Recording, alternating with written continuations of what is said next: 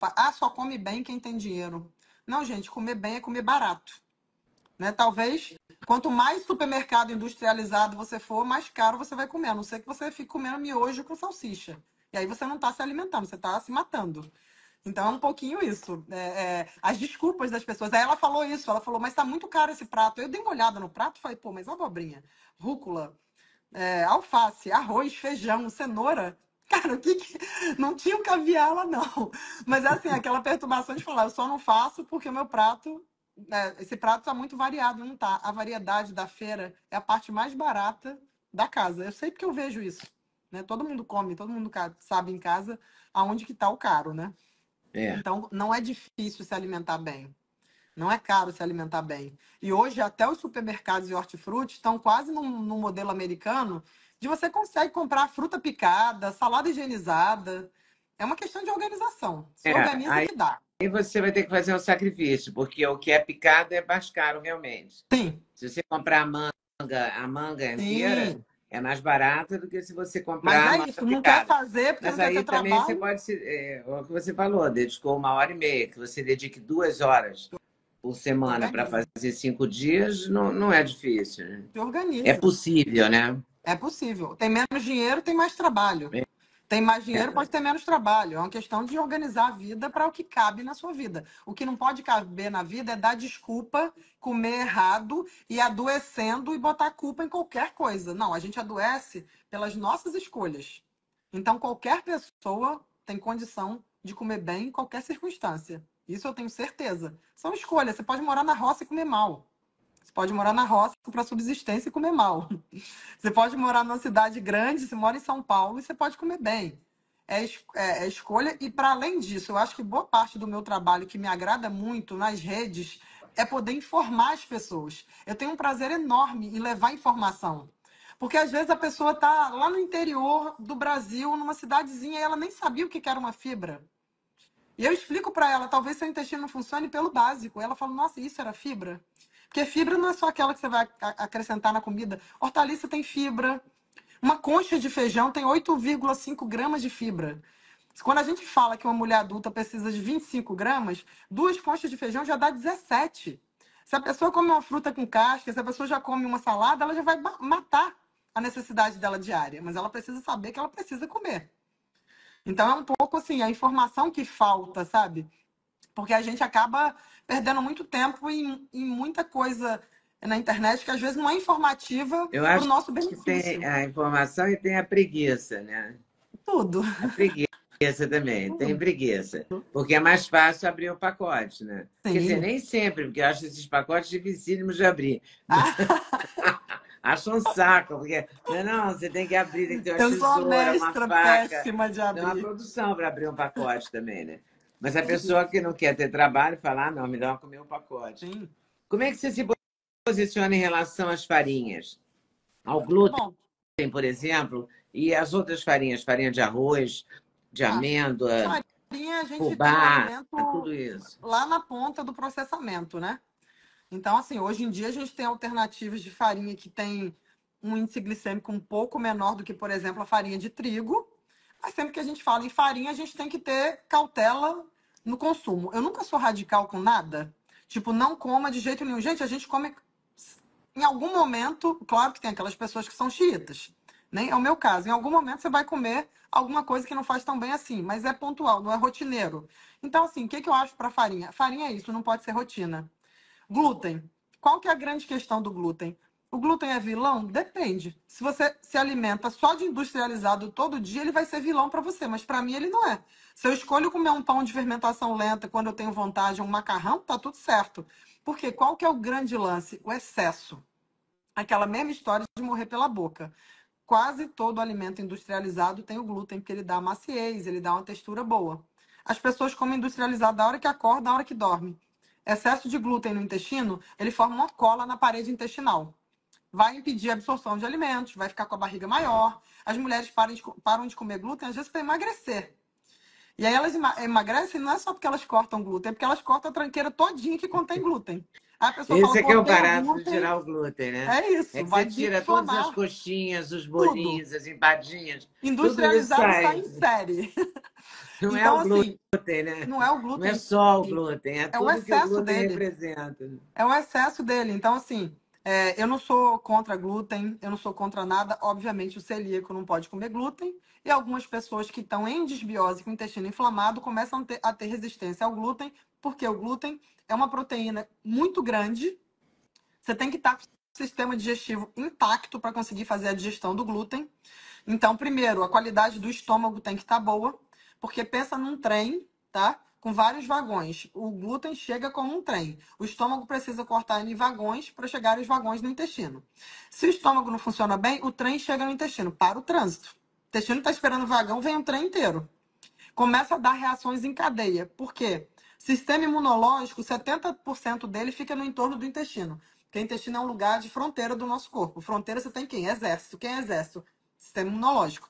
Ele olha lá para aquele trem e fala: o que é isso? Estou esperando o vagão, vamos atacar. É invasor.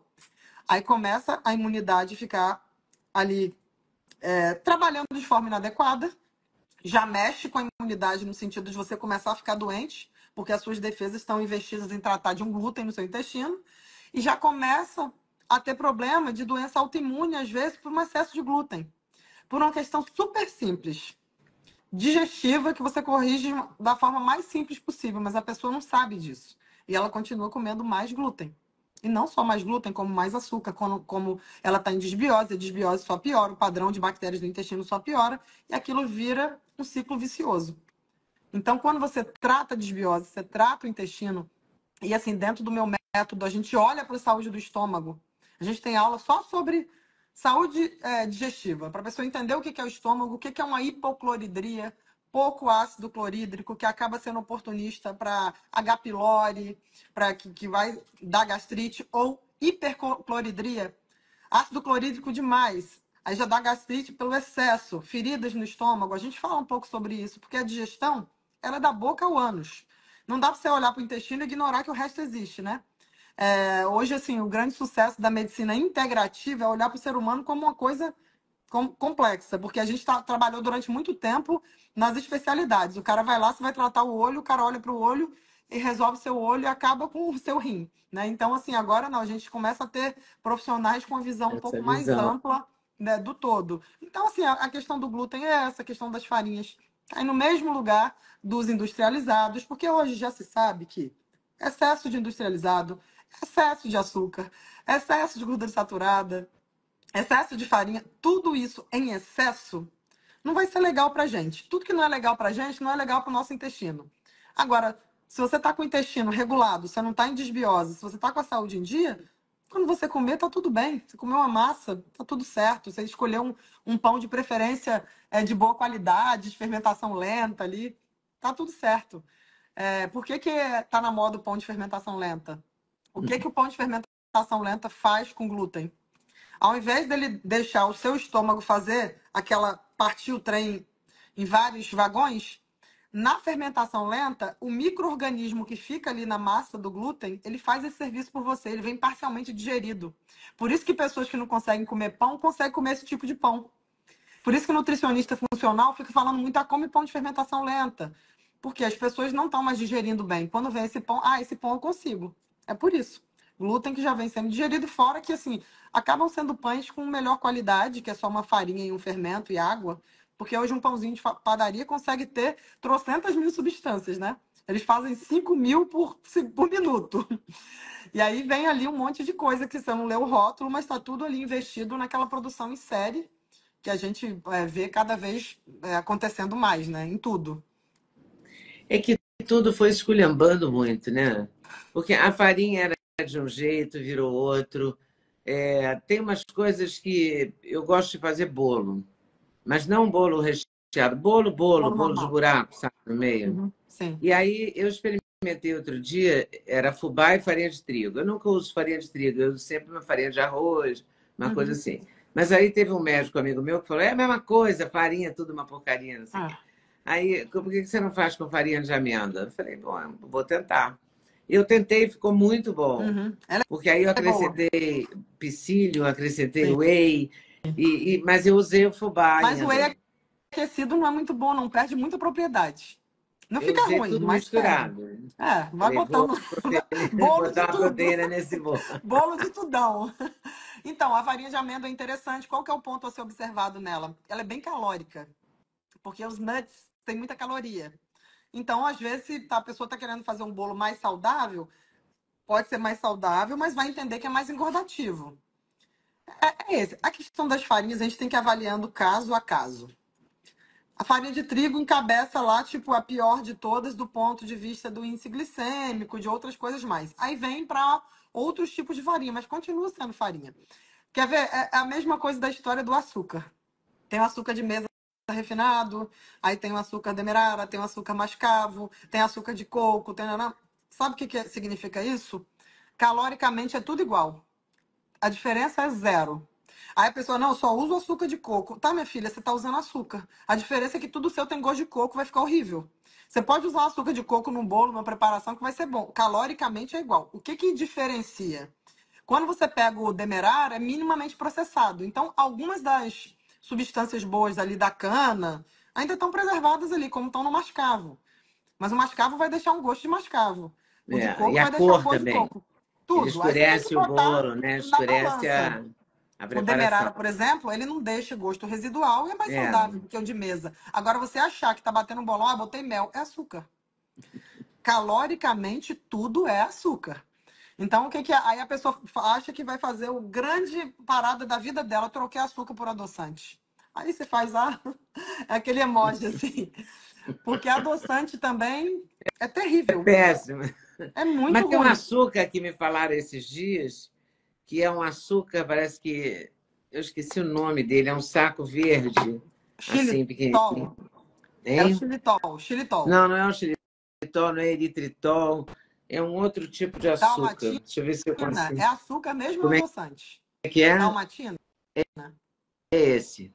É primo do eritritol, xilitol. É um tipo de É. adoçante menos Eu não agressivo. usei ainda. Até comprei esse açúcar, mas eu não Ó, usei ainda. vamos pensar só para desmistificar açúcar e adoçante. Dos açúcares, o menos processado é o demerara, que não deixa gosto residual. Todos são açúcares. Eu, por exemplo, prefiro usar ele. Ponto A. Se a gente Eu usei ele nesse bolo de farinha de amêndoa e fubá, o eu usei o demerara, ele não demerara. compromete. Aí, quando você vai para o adoçante, o stevia, quando a gente pensa em estudo Deixa um gosto. científico, é o único que não é agressivo para o corpo e para o intestino, mas deixa um gosto residual horroroso. Eu, particularmente, prefiro consumir pouco açúcar, quando for consumir, botar um açuquinho do que botar um De stevia. verdade. Eu acho horroroso. Porque eu não É, tomo café sem açúcar, então quando eu faço bolo, eu boto demerara. isso. E também é E raro, aí, não é toda hora. tem. Aí vem o stevia. Saindo dele, você tem xilitol, eritritol, que são adoçantes menos agressivos, eles não são ruins para o intestino, só que a gente tem uma tolerância diária de em torno de 20 a 25 gramas dele. Passou disso, vai ser ruim, vai fermentar, vai dar gases, dá até dor. E pessoas com síndrome de intestino irritável podem não tolerar esse tipo de adoçante. Então, assim, tem que ir vendo ali em que categoria você está. Oi, pessoal, tudo bem? Passei aqui para lembrar o sexteto da Leda, ou seja, os suplementos que eu uso todo dia e que recomendo que você use. Você entra no site da Doctors First, usa o cupom LEDA5 para adquirir a coenzima Q10, seu coração agradece, a vitamina K2, o magnésio, fundamental na vida da gente, ômega 3, melatonina, porque uma boa noite de sono é tudo. E cúrcuma, porque seus joelhos, as suas articulações agradecem. Agora, se você quiser, você pode acrescentar a vitamina D3, perfeita para a imunidade, ok? Site da Doctors First, estou esperando vocês. Sexteto da Leda, cupom LEDA5. Até lá!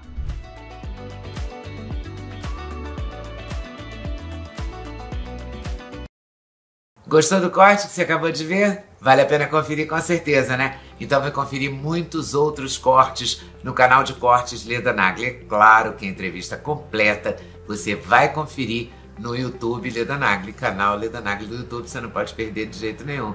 Valeu, tô te esperando, hein? Vem nessa!